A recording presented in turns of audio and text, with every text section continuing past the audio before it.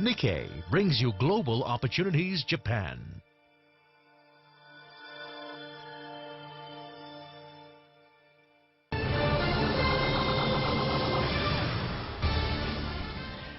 Wednesday here on Squawk Asia. Welcome back. Japanese Prime Minister Shinzo Abe wants to reform the education system in his country to include more practical English language education.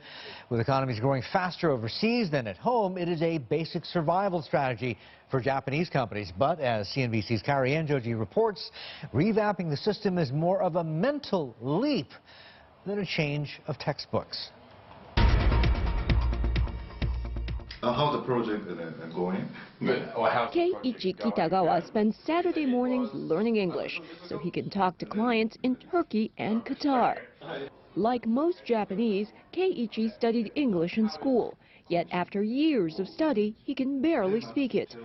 Unless he improves quickly, he says, he can't land the big overseas deals his company needs to be profitable.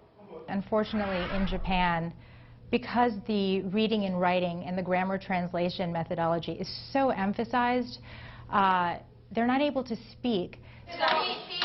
A small number of schools like Shinagawa Joshi Gakuin are trying to break free from the mold.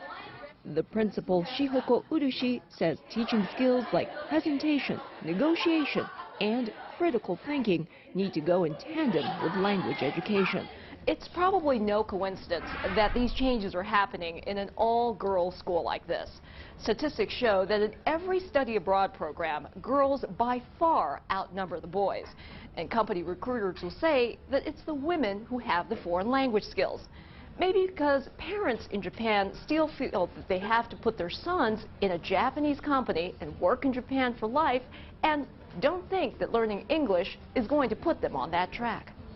It is not twilight, but a new dawn that is breaking over Japan. Shinzo Abe says he wants that to change. As Prime Minister, he's traveling widely, selling Japan to the world, and so too, he thinks, should its citizens. Last November, the Ministry of Education opened a new department to reverse the 30% drop in the number of students going abroad over the last decade. A task that now rests on this former consultant. If you go abroad once, you'll be realized, you'll be awakened. But unless you go, you don't. So that's why I want to send as many students as much as possible. To do so, he hopes to have raised $200 million from the private sector by the time Japan hosts the Olympics in 2020. By some estimates, though, that's less than a tenth China invests in English language education today, and much less than Korea.